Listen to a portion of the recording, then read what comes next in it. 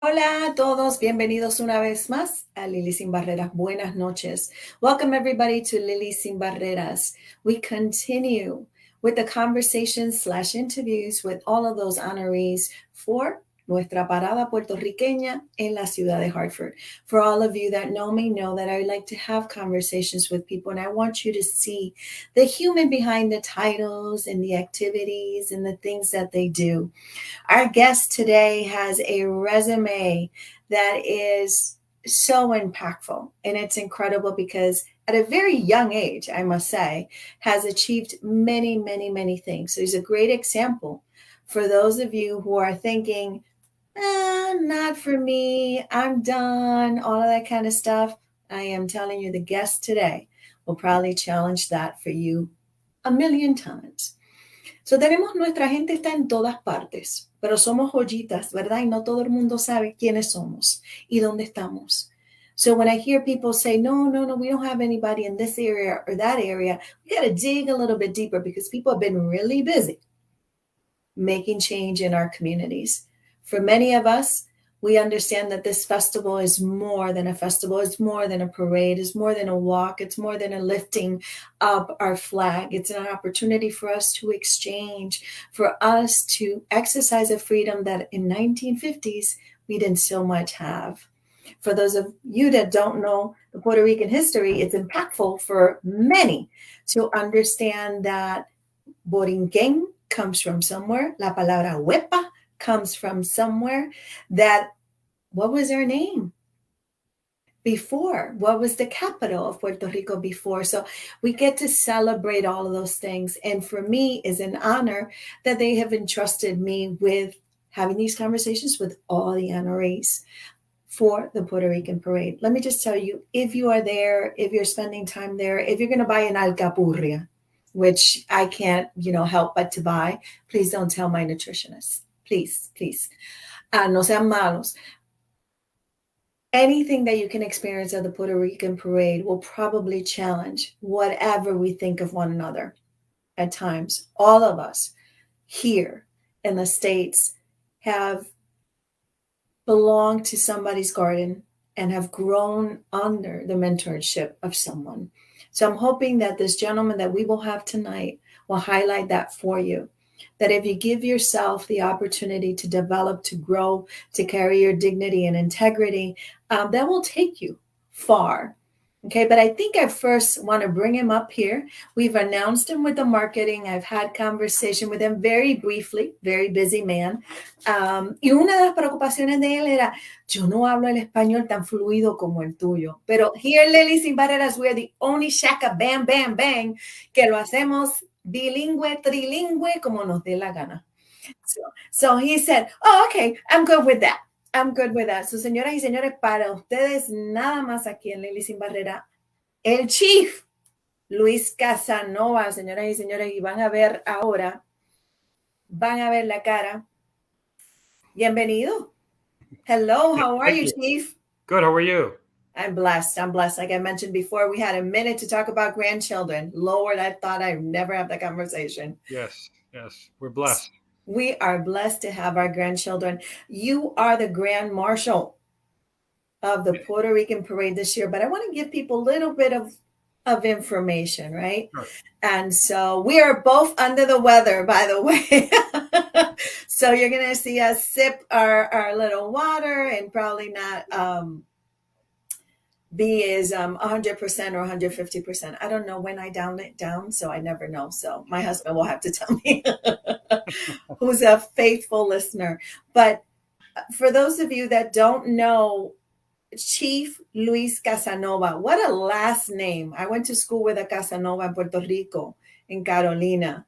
And I think we're still in contact probably every 3 to 5 years. He didn't turn out to be a police officer. Actually, he's a criminal lawyer.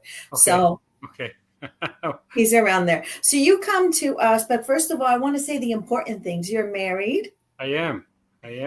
Congratulations. My 35th year of marriage. Yeah, so very proud of that. I thought you would be. So that's why I wanted to start with that. You have 2 beautiful daughters. I do. I have Tiffany Casanova, and Natasha Casanova. One's a practicing attorney, and the other one is a business owner. That's wonderful. So you've given them those wings. You and your wife have given them those wings. It must have not been easy to have a daddy in this field, especially for two girls. So girls, namaste to you. I'm sure they're very proud, but you have dedicated yourself to enforcement for 3 decades. You began years of service in the state of Connecticut Department of Corrections in 1992. Just to give you guys a little bit of a dip going to the New Haven Police Department Academy in 1996. I mean, you have been everywhere from training to managerial to strategic experience, role of sergeant, lieutenant, district commander, chief commander, patrol commander, commander. Um, and this is incredible what you have been able to do, all of this in New Haven, but you've also, for those, no se equivoquen, escuchen esto, para los bochinches, ¿verdad? Los bochinches buenos, sanos, con dignidad y con respeto, mi gente. ¿Ok? Escuchen esto. Todo lo que le acabo de decir. Pero entonces, that's not enough for him. He has to go for more. Right? So, the capacity of the New Haven Police Department, he served as chief of operations, managed the largest municipal patrol division in Connecticut. No, that's not enough. Let's do some more. Supervise the emergency service units. We'll do a little bit more. Special weapons and tactical unit. Just do a little bit more. Hazardous device unit, hostage negotiation. So just a little bit more. Just a little bit more. He'll remember that, right? From this interview. And that is not even, it doesn't, I mean, it goes on and on and on and on and on and on. But Hartford has you now. Love you, New Haven. Love you. Joe, don't be mad at me, Joe Rodriguez. We love you, but Hartford has you now. Welcome, Chief. Thank you so much. I'm honored to be here.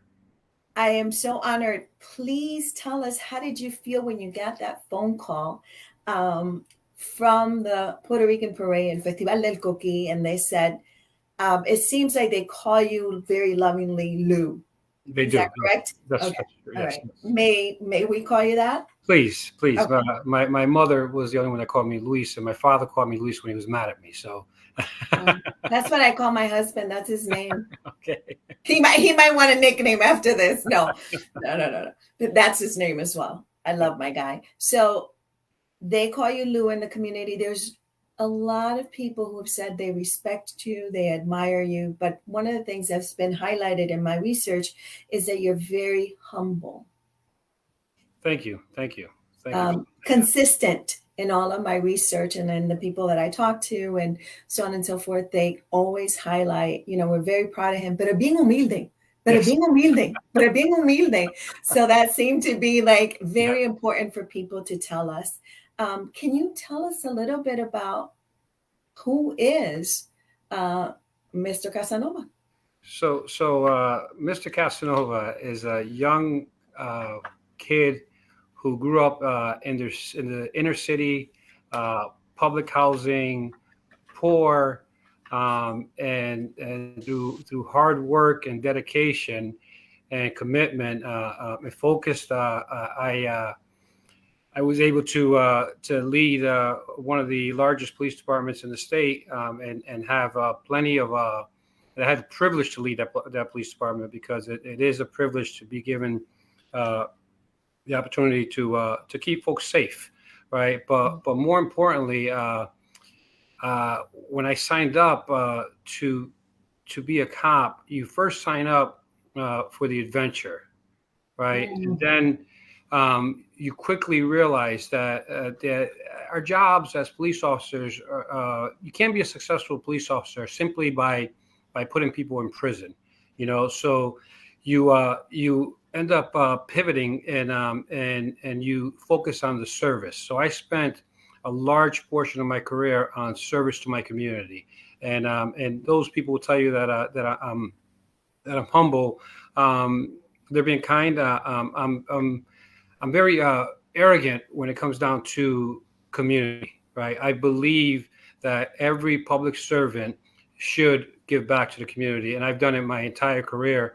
And I expect my cops to. When I was in New Haven, I expected the cops there to give back to the community, to work with the community. At the state capitol, when I first got there, they had zero community involvement, or nearly zero, I should say.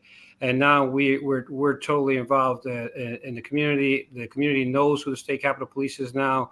We get involved in things from autism to cancer, to breast cancer, to victims of domestic violence. We do a slew of things with the community now, and I'm proud of that. That's who I am. I'm a community cop. I always tell people that. I give everyone my cell phone number. You can call me, and I will call you back. Sometimes it may take me some time, but I will call you back. Well, that was my experience with you as well. Sure. That you called me back.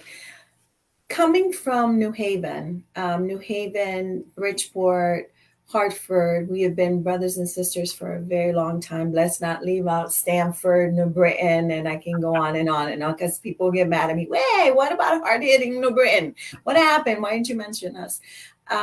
We've always have been able to, unfortunately, exchange our challenges, our difficulties, but at this Puerto Rican parade, you will have people from all walks of life looking at you, celebrating you, admiring you, and rightly so. But as a police officer, I mean, there is a lot of people out there carrying your name with a lot of respect and honor. I'm in my 50s, I'm in my mid 50s. And when I look back, right, because I like to look back, I don't share the feeling or the thought of, never look back. I always look back and I say, okay, we've come some way, right? And I always ask my dad, papá, está complacido, está orgulloso. Seguro, mija. And I ask my mother, no, I do. I ask my kids because I want to never be in a position where I forget what the journey has offered me. Do you ever look at that young Luiz and think, man, you done good, kiddo. You done good. I do, and I do every day. Amen. Every day I drive to the Capitol, I look up, and I thank God every day for these blessings, because without Him, I wouldn't be where I'm at today. I grew up in the inner city. You had two choices. Either you go one way or the other way. And I decided to go the right way. So I'm blessed. Every day I thank God, so yes, I look back, and I remember the first day that I put on a uniform and I looked in a mirror, and I saw the New Haven patch on there. Right. It was one of the proudest days of my life, because we were, again, inner city kids that we thought we couldn't attain that. But not only did I attain it, I got there, and then I ran the police department. And then I years later, when I put on the Chiefs uniform, right, and I looked in the mirror, it was another proud day, right, because these opportunities are privileges. You're given the privilege to serve the community. And then I went up north to Hartford, and Hartford, wow, did they embrace me? They embraced me. I feel like I'm at home in Hartford, and I feel like every time I meet someone there, it's like an old friend, and they're new friends. So yeah, I look back at my journey, and I talk to my kids about it. I talk to my friends about it, and I talk to anybody who wants to listen about it, because if you want to do it, you can. I know it sounds like a cliche, but man, you can do anything you want. If this kid did it, you can do it as well. I'm so glad that you say that, because it's so important for us to live in gratitude, right? And it's so important for us to be able to say to other people, listen, no. What you're seeing today is not what I was born into. Okay, I've had to earn these things, and it is a privilege to serve our communities, right? I always say que es una bendición bien grande y una oportunidad enorme de que las personas confíen en ti, Sure. right? That they trust you with probably the most intimate situations, their challenges, their concerns, and not everything is, a bed of roses, because roses do have thorns. Yes, yes, yes, yes, yes. So sometimes it would be, and lots of times it would be an ouch. And we live right now. I am the sister of a police officer in the island in Puerto Rico, Oh, and I love him to death. And he is also community driven. yes, And so we're very proud of him. And the island, as you know, is probably the size of Connecticut. I tell people that all the time. sure. So it's a very different perspective for a lot of people that don't know what a police officer comes home with and has to let go of at time, and what they can't let go of. And leadership, I'd love to for you to give us some insight on leadership. You have so many people, not only in the community looking at you, but also those that you are in leadership of, mentoring as they go in, because I'm sure we all go in with some train of thought, and they have to work under your leadership. What's the first thing that you tell your trainees, your new officers, or anybody that works under your leadership, especially as a police officer? So the first thing I tell folks is what you opened up with, trust. You Mhm. have to build trust, respect in the community, and you have to not only respect the folks who are not committing crimes in the community. You have to respect the criminal as well, right? Mhm. Because it comes back to help you later on in your career. And even when the person who's had an infraction in his or her life commits that infraction, they're not always going to be that person, So if you treated them Mhm. right during their worst and lowest times, and you respected them, they're going to always trust you, So in order to be an effective leader, internally and externally, you have to build trust and respect of the folks that you work for or that work for you. So that I would be think I my think key that's advice. I think that is very important, Chief, because as activists that we work in the community, we depend a lot on our relationship with those who are in service of protecting our communities. We are actively having conversations, at least I am, as an activist, and engaging in conversations and saying, what do you see? What do I see? How can we work better together? As a matter of fact, every third Sunday of the month, we go and serve out in the park, and I get the nicest support by officers that go by, he, she, or they. I have officers who donate. So levantemos esas banderas llenas de orgullo, porque no todo está perdido. Amen. Contrario a lo que vemos. Ellos tienen familias también. Ellos tienen esos nietos de que estábamos hablando. Ellos tienen los mismos deseos y derechos que tenemos nosotros.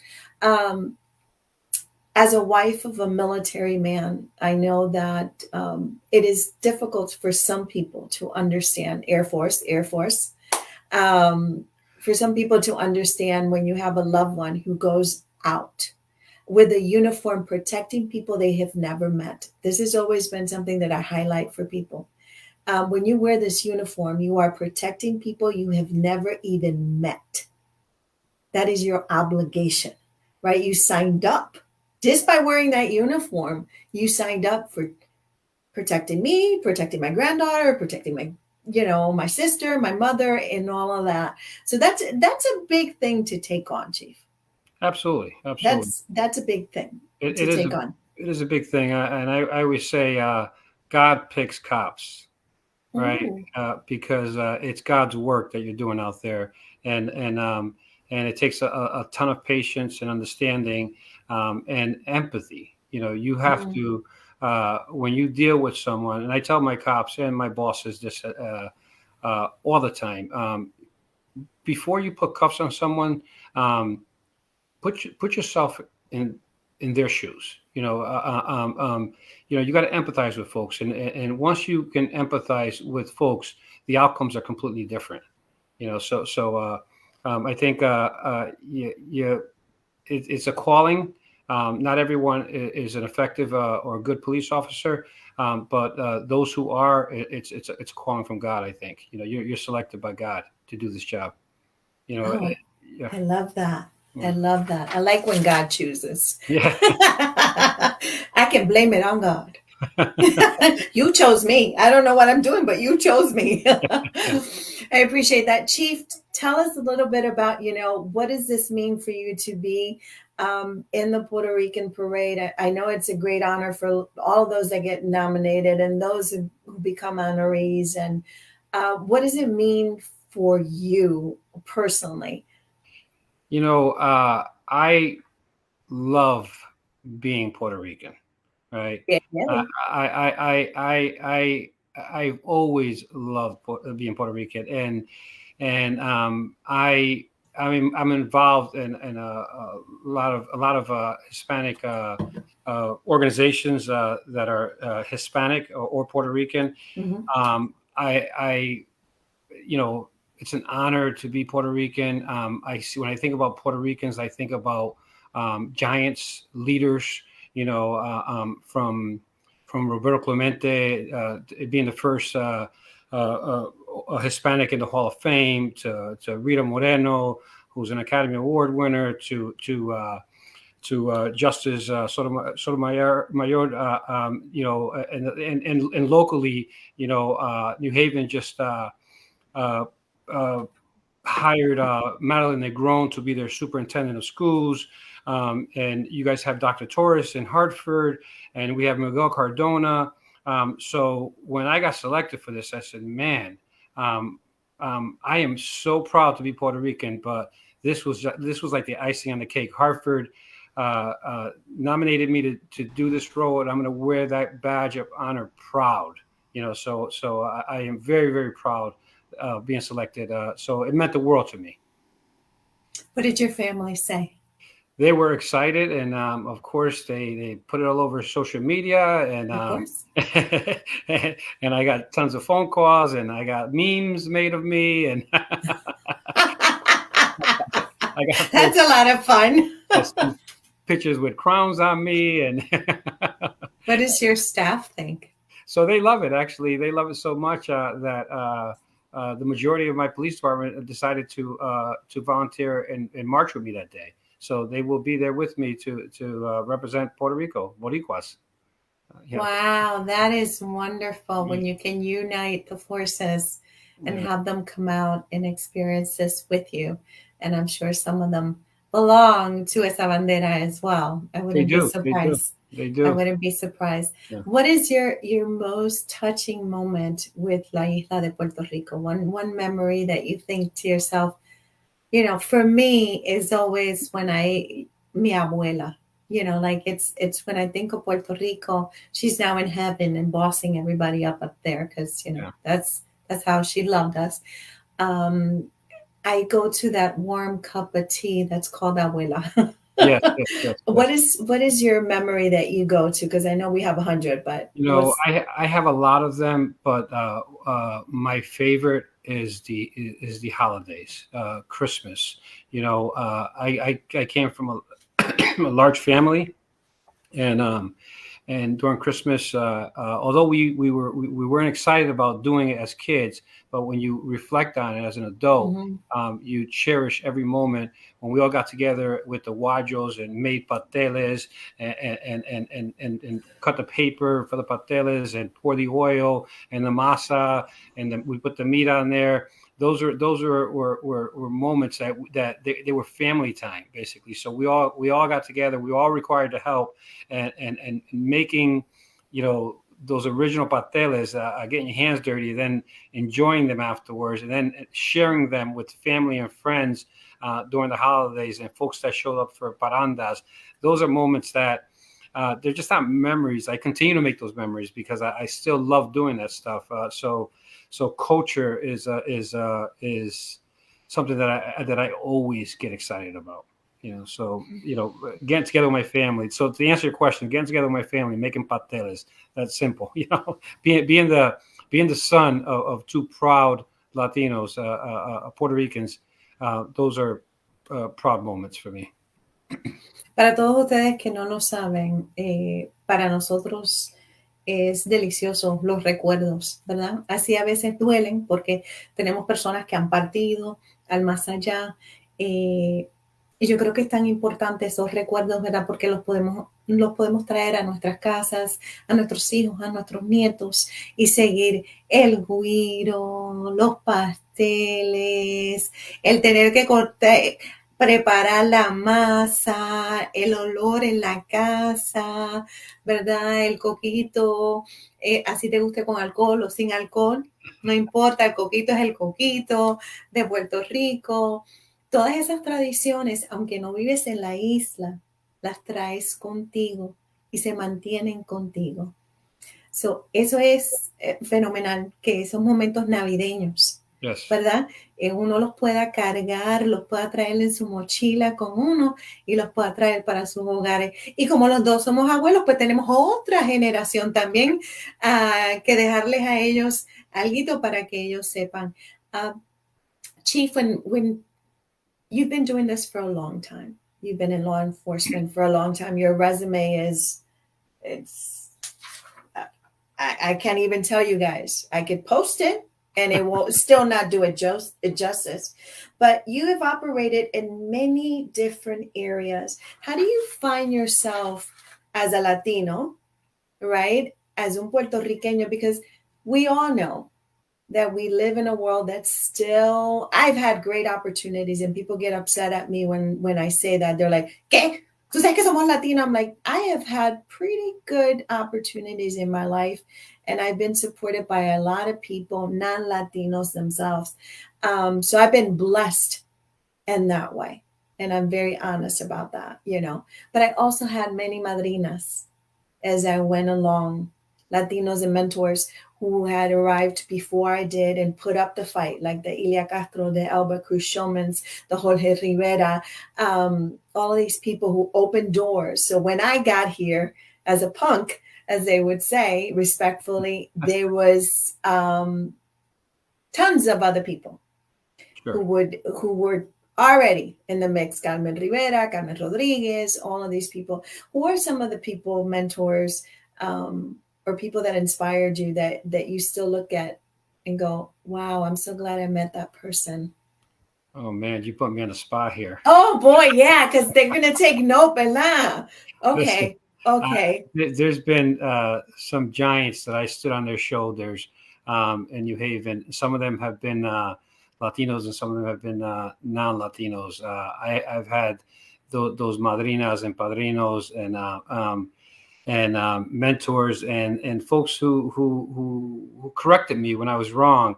But it's like you said, they come from all walks of life. People that I've worked for, people that worked for me, because I'm never too big to go back to someone who I outrank and ask for guidance. So the list is long, and I don't want to offend anyone, so I won't name them by names. But you know who you are. You know you were, whether you were a giant that I stood on their shoulders, that propelled me to the top.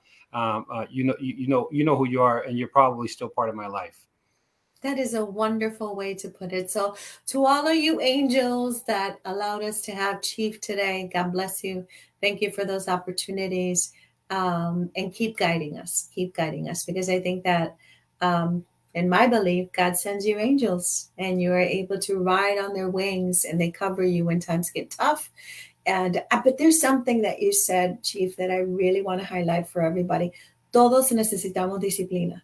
That's right. Un buen mentor o mentora, ¿verdad? Te va a decir las cosas, ¿verdad? Cuando llega en ese momento de que venga uno como que uno va para la izquierda, cuando tiene que ir para la derecha, cuando tiene que ir para la izquierda. Just like that, and that's out of love. Una de las personas que le encanta hacer eso es a Gladys. If I post something and I made a mistake, Gladys me llama, nena, me estás matando. She knows I'm teasing. She'll be here tomorrow. Yeah. Okay. She'll be here with us She's been tomorrow. one of those people that has been great to me.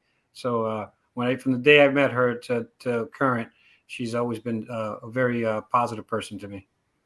We have so many Latinos in our community, that have done such a great job. We have that angel that I call Sammy Vega all the time, and his wife Leslie. I mean, they're incredible people. We have, our honorary Boricua, Jeffrey Dressler. Yes. I want to ask for DNA because yo creo que él es Boricua. I don't know. I don't know.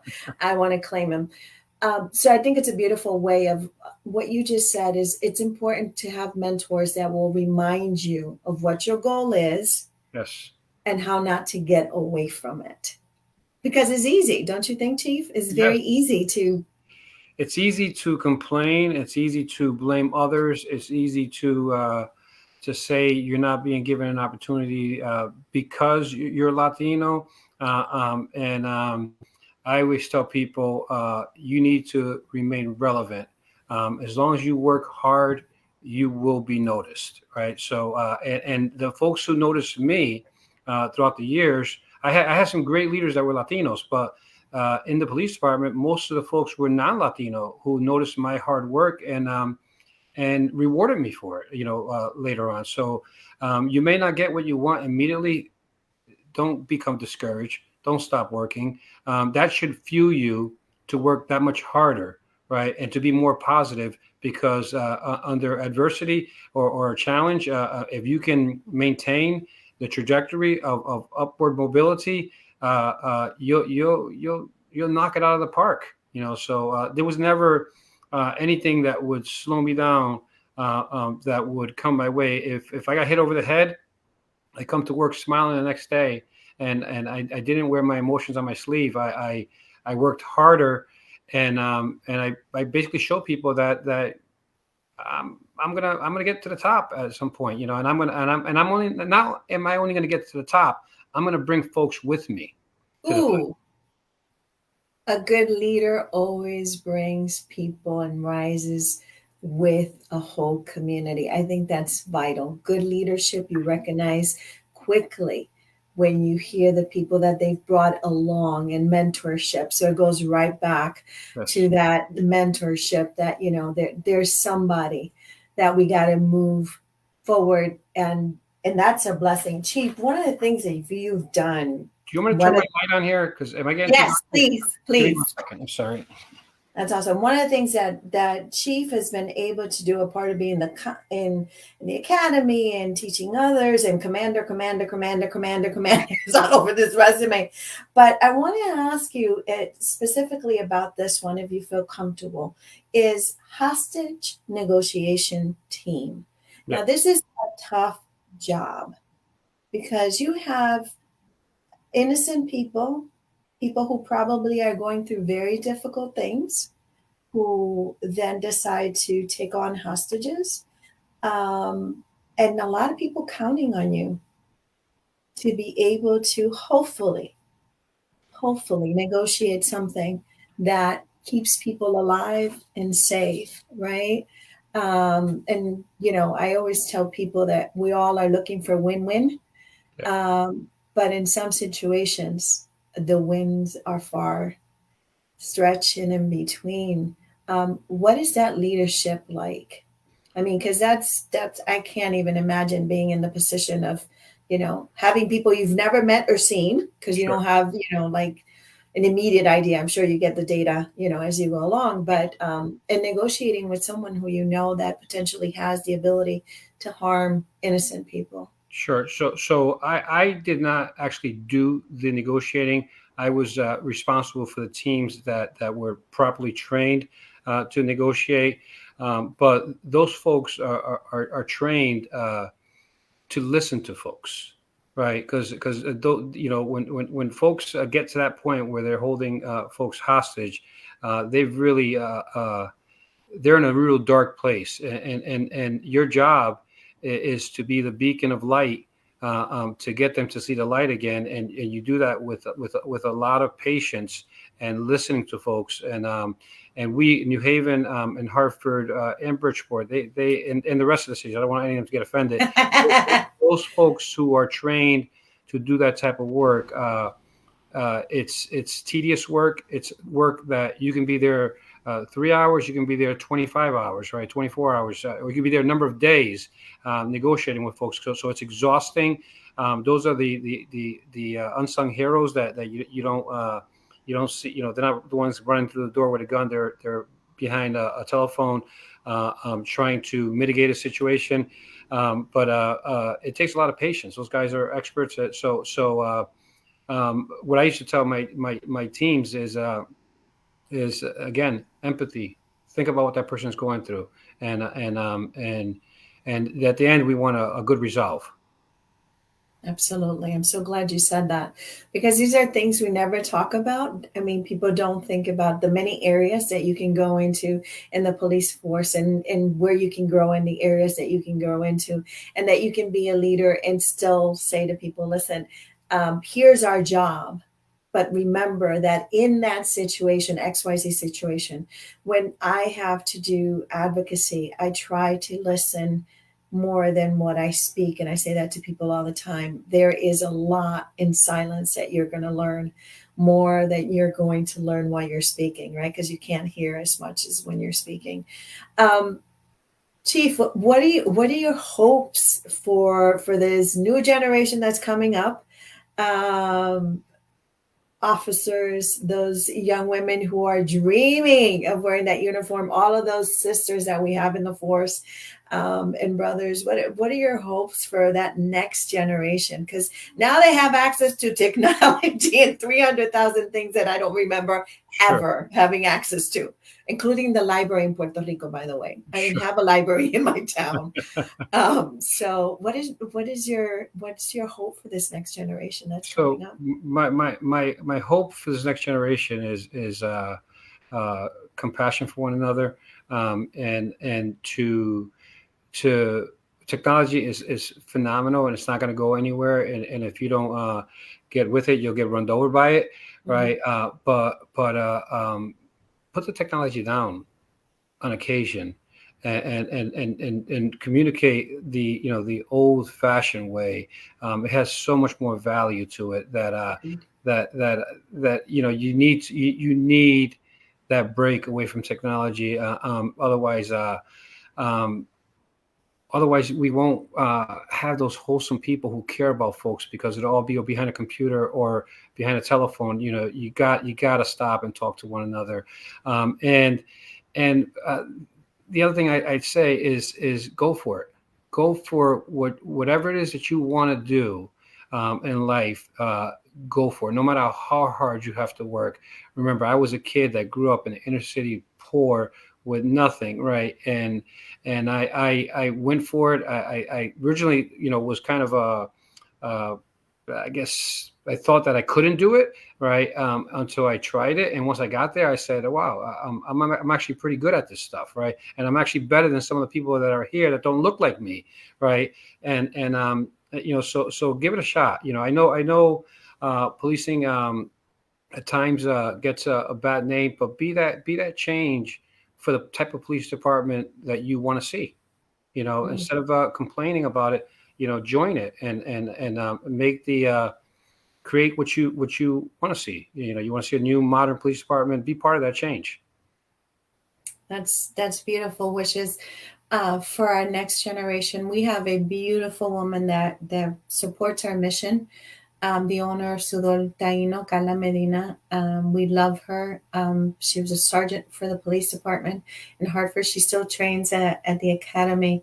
And it's with such admiration that I speak about her and her husband, because they've always treated the community with love and respect.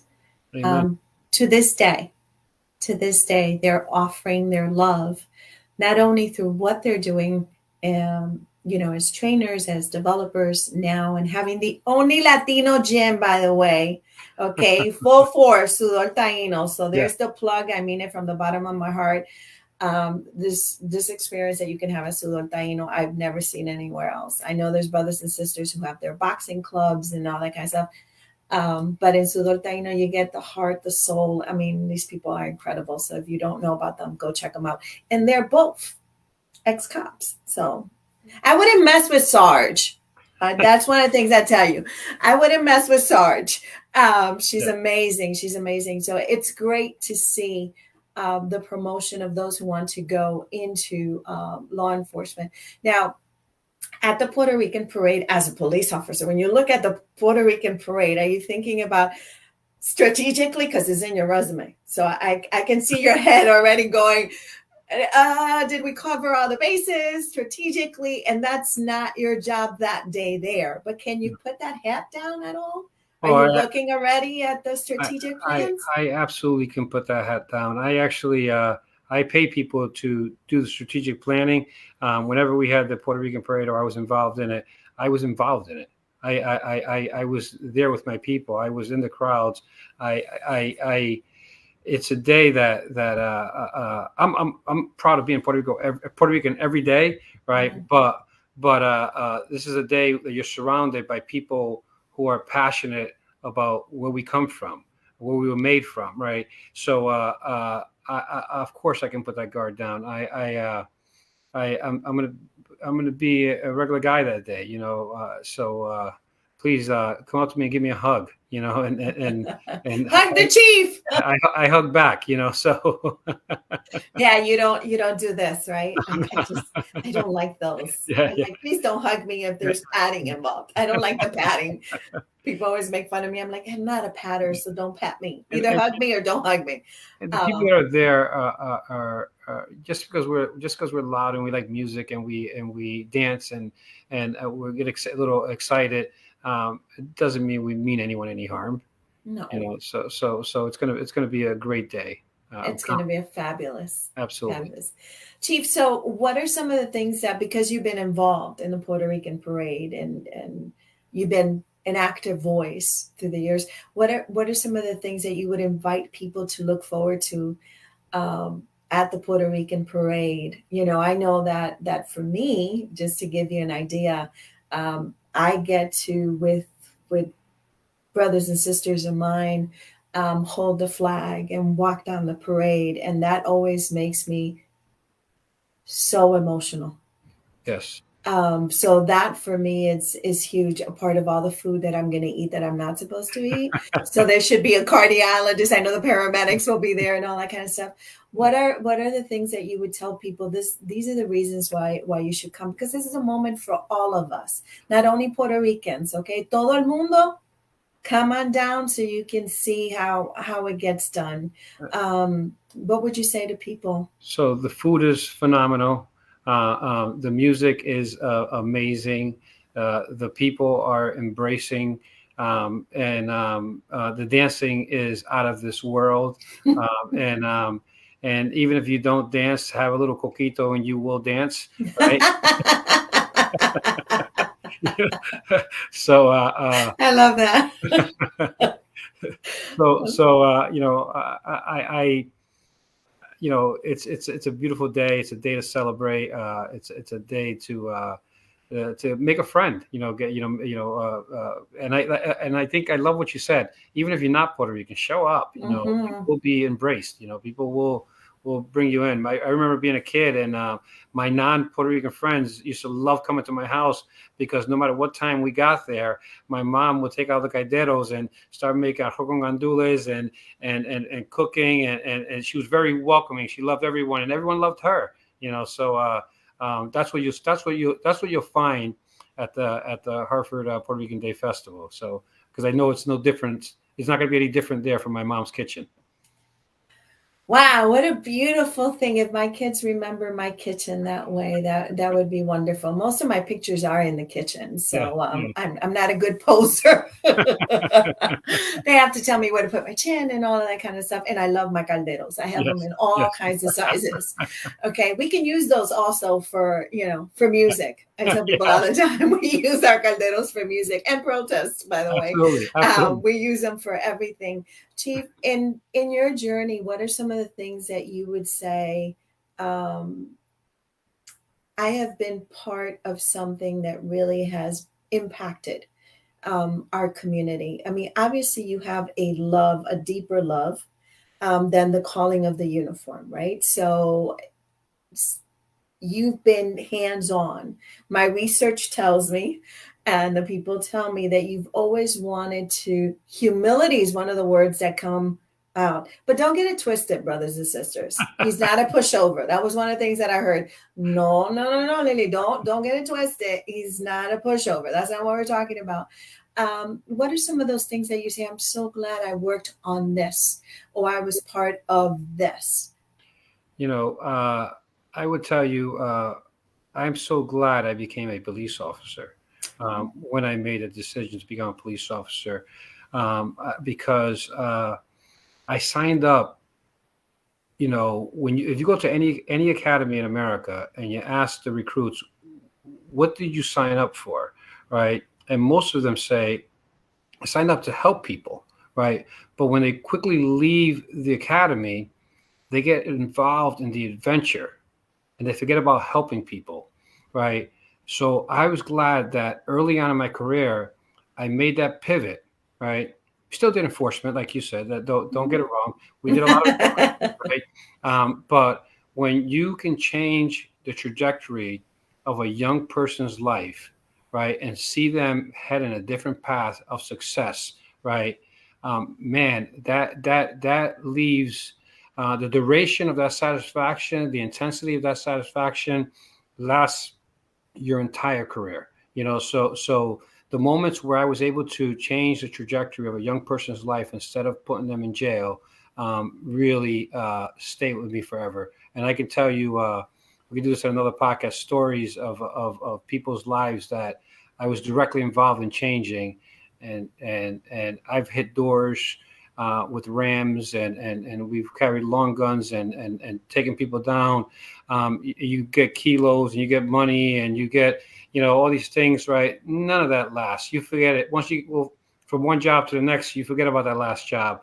But when you change the trajectory of a young person's life, powerful. Do you think that comes from being seen and heard? Because when I work with people from all walks of life, I have the blessing to work with all people. Majority of mine are unsheltered or at risk to be. It's the ability to be able to see and hear people. It sounds like you were able and are able to see and hear people that probably are not as visible to others. You have to see and hear people. Everyone wants to be treated with respect, with dignity, and when you do that, and you listen to the blight in people's lives, it gives you a whole different perspective. I'll share a quick story with you. And I promise you I'll make it really quick. No, thanks. I remember when I was the commander for the Fairhaven sector of the city, there was a young fella, right, who decided to sell narcotics right outside the substation, right? And I was like, this kid is very bold, right? And one bold or bobo? Which one? Right? Well, a little bit of both, right? So long story short, we get him. I bring him into the substation, right? And I try to part with my experiences as a kid, because you say, I don't want to hear, you don't know what it's like. He goes, you don't know what it's like. You don't know what it's like, right? And I said, kid, I grew up in public housing. I grew up poor, right? I grew up on welfare, right? I know what it's like, right? So you can't come here and tell me that you think it's okay to sell drugs outside the substation. He goes, yeah, but were both of your parents crackheads, right? And were you, are you raising your younger sibling, right? This kid was like 15 years old, right? And he hit me in a place where I was like, it hurt, right? And I said, this is what I'm going to do for you. I'm going to help you, right? I said, as long as you stop, I'm going to help you get a job, right? He was underage, so I had to pull some strings, right, to have him get a job as a laborer, right? And I won't tell you where I did it because I don't want the person to get in trouble, right? So, but before I do that, right, I said, I need you to go get a haircut. And I gave this kid a $20 bill, right? And he goes to the barbershop in the corner. And at that time, they're a lot more expensive now. At that time, a haircut was $12, right? About an hour later, he comes and knocks on my door, right? And I missed part of the story because he got arrested and all that stuff happened. He came back to the substation afterwards for me to help him. Right. He comes back an hour later with my change. Right. And I said, this kid's got some potential. And you know what? We helped change the trajectory of that kid's life. So those are the stories that were powerful for me and that kept me in the game and I kept doing them because not until you do it, and the takeaways from that are so satisfying that you wouldn't really understand what I mean because it's rewarding, very rewarding. Well, last night we had as a guest who will be sharing the Puerto Rican parade with you, like the rest of us, but he's an honoree as well as Iran Nazario. Yes. And Iran Nazario is a great example of when people see you and hear you. But when people come from very difficult situations and we make children become instant adults, they can't get a job, as you said, Chief. So it's not like they can walk and get a job. And let me just tell you, the amount of money that they can make if they can get a job does not turn out to be what they need for rent, for food. And so we still have a lot of, this is not Chief speaking. This is me. I assume full responsibility for this. This had nothing to do with the Chief.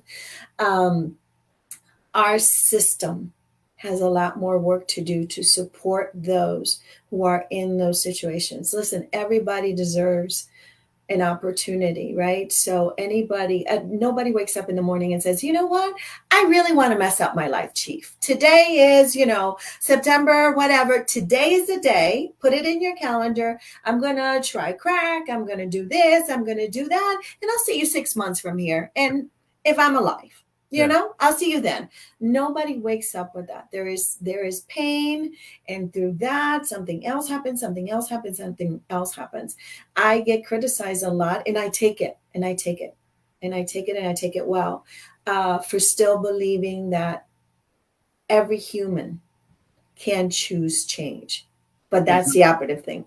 Choose, right? So when they're ready and I can be part of it, Chief, I will definitely be there, but you got to go that extra mile.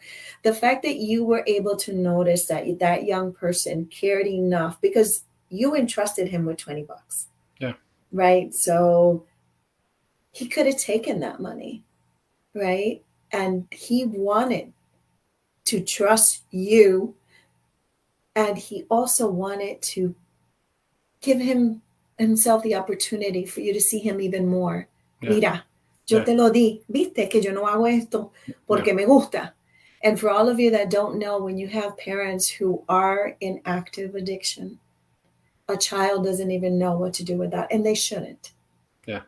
And they shouldn't. So I think that fact that you were able to feel his pain was immediate gain for him because you could see him. So our brothers and sisters who are thinking you can't lift yourselves up, you can. And there are people like Chief and others out there looking at you and saying, yeah, open the door. We will come in. So stop the bullets, open the doors. Stop the bullets, open the door. Chief, you are going to be en la parada puertorriqueña. You're going to be able to enjoy it. You're going to be able to watch the festivities from a different angle, right? With some of your officers and some people that really care. Well, a lot of people, actually, when I did my research, a lot of people that care for you. I was like, okay, I got enough research now. That really care about you. When you look at the Puerto Rican parade, I asked Fernando Betancourt this too, because I want to ask people who've been involved for a while. Fernando Betancourt, the same question. When you look at the parade today and maybe 15 years ago, what do you see different? Oh man, that's a good question. So I got to tell you what I've seen, at least from a New Haven perspective, I've seen things get better, throughout the years, right? Because there was a time where the parade, at times it became most of the people there were great, and I'm talking from a police officer perspective, right? Most of the people there were great, but then you always had the folks that came and created chaos, right? And I haven't seen that in recent years. It's gotten so much better, and a lot of the cops didn't want to work these events because it was a tough day for some people. But I think they've gotten better. I think they've gotten safer. I think I think the organization and the partnerships have improved tremendously. There was a time where the relationships between the community and the police department weren't there. Right now they're there. So you're meeting from the inception of the planning. So the turnout, the outcome rather, is much better because you can part with advice to the organizers. So I think they've gotten better throughout the years, safer. That is wonderful. That is wonderful. For all of you that don't know, the Puerto Rican Parade will be September 10th. So el domingo, para todos ustedes que van a la iglesia, hablen con su gente en la iglesia y llévenselo a todos para la parada puertorriqueña. It's a great opportunity for all of you that don't know anything about our history. And you know what's fascinating is that on Saturday, there will be a meeting that's called Junta Boricua, and they're trying to promote tourism in Puerto Rico. So this is a great opportunity for people who have never visited Puerto Rico, who've never had the Puerto Rican experience, right? Some of us come from Puerto Rican parents and have that opportunity. Others don't ever get to visit Puerto Rico, and they're so proud to be Puerto Rican. So this is an opportunity for you also to get to know Puerto Rico and the many things that we have to offer and the many things that we have brought to the gardens of the United States of America. We are a colony. We are not a state. I always like to make that clear for people. We are a colony, not a state. So we're not a state like Hawaii. People always say, oh, you guys are like Hawaii. No, nosotros no somos un estado, somos una colonia. Para todos ustedes que se preguntan. So it'll be a great opportunity for you to listen to great artists. No se olviden que la bomba, la plena, el folclore es lo nuestro, ¿verdad? Desde los gallitos más grandes hasta los gallitos más pequeñitos, pero también van a tener salseros, merengueros, para todos ustedes que se les mueven los pies como yo, que bailo hasta los comerciales, si me lo permiten. Cuando limpio la casa, cuando la destrozo, todo, y que nos animamos mucho. Pero yo le pido de verdad a todos ustedes que visiten la parada, que pasen un tiempo y que traten de ofrecerle una oportunidad a sus hijos, para que sus hijos puedan, independientemente sea usted puertorriqueño o no, te amo, hija, esa es mi hija, sean puertorriqueños o no, es una oportunidad para nosotros congregarnos. So I don't care if you're French, Italian, as Italian, we have that thing too going on, okay? So I don't care where you're from, you are welcome. You are welcome to be part of the Puerto Rican parade and have a wonderful time. Chief, okay, I'm going to give you the magic wand, Chief. This is very dangerous, very dangerous. And people get upset at me because they want more than one wish. Mm-hmm. Okay. Please tell us, Chief, if you had the magic wand, what is one thing that you would change in this world? Only one. I can see the eyeballs going. The divisiveness. Oh, good one. Yeah. That didn't take you long. No, we have a lot of work to do on that. Wow, it sounds like that's part of your prayers probably at night, right? It is. Wow, that didn't take you long. It takes people usually, a minute or two to think about it. He's like, nope, let's come together.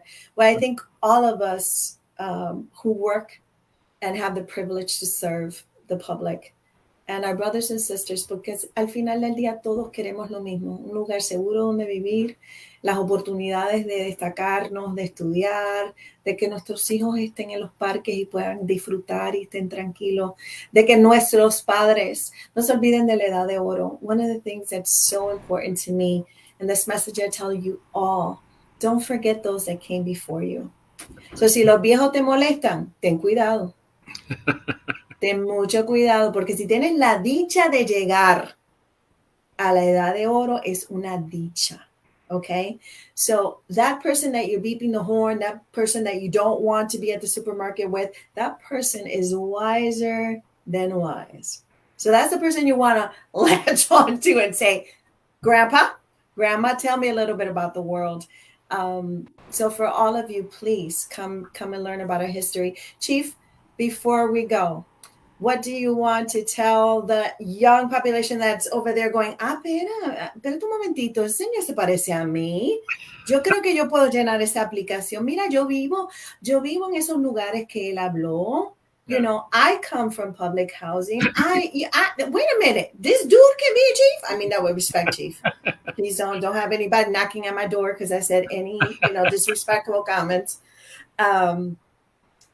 If you look like me, you sound like me, Chief is an inspiration, please go and talk. You're open to those conversations, I also heard, Chief.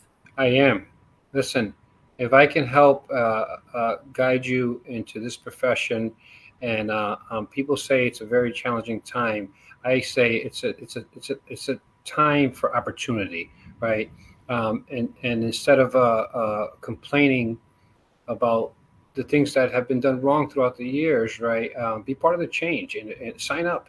It's God's work. It's rewarding work. You don't have a single day that's the same, so you're never bored at work. Sign up, and the other thing is we have such a law enforcement in general has a very, very difficult time hiring minorities and women. Right. And in fact, at the Capitol, the Capitol Police has been in existence for 50 years. I hired the first Latina officer in 50 years. Wow. Right. I promoted the first Latino male. I promoted the first female. Minorities are welcome. Please sign up and be part of. It's a great opportunity. It's a great opportunity. I have no regrets on any part of my career. Even when things were tough, zero regrets. So do it. They say that the best deaths are the ones that are dying empty, right? Yeah. So that's how I want to die. Yeah. Because if I go, I want to make sure that I've poured everything I've had into my family, into my loved ones in this community that gives me the opportunity to serve. Chief, it's been an honor to have you with us. Thank you for making the time. We appreciate your walk in this journey, in this world. We thank all of those angels, including your parents, for allowing you to walk this walk, to your wife. Miles de bendiciones, sus hijas, sus nietos. And so hopefully we see each other in the parade. We can swap pictures on grandchildren because I'm really good about that. Absolutely. Absolutely. Yeah. I hope we made you feel. I have a lot. You have, oh yeah, so do we. My husband will be there too. So between the two phones, the walk will be over, right? The parade will be over by the time we're done with that. God Absolutely. Bless you. God tell your husband, my nephew's actually in his second year in the Air Force. I love you all, military personnel, but you know how we do. The branches have to love one another. Everybody who wears a uniform, please trust one another. And for those of us who are activists, let's keep an open mind. Let's collaborate with one another. And remember, todos somos hijos de alguien. Que nadie tenga que llorar esa lágrima de perder un hijo. Yo he estado en esos lugares y el terror más grande para mí sería tener que despedirme de mis criaturas. So, recuérdense que cada nosotros que andamos por el mundo tenemos una madre y un padre, aunque esté en el cielito, salimos de alguna parte. Dios me los bendiga. Buenas noches, Chief. We will see you on Sunday. Absolutely. God permits. Absolutely. Buenas noches a todos y nos vemos próximamente. ¿Qué es mañana? Jueves. Hay que bañarse otra vez para esta vaina, no jueguen. Mañana voy a estar con Gladys. Me voy hasta bañar para Gladys. Santísimo Dios. Chief is like, I am not going to talk to her. I don't want anybody to tell me I was associated with her. Pero mañana van a tener como invitada especial a Gladys, que ha estado con la parada puertorriqueña de Zunga, Zunga, Zunga, Zunga. Y también tiene su retratito en el mural allí en Hartford. Nos vemos mañana si Dios lo permite. Buenas noches a todos. Okay. Bye-bye.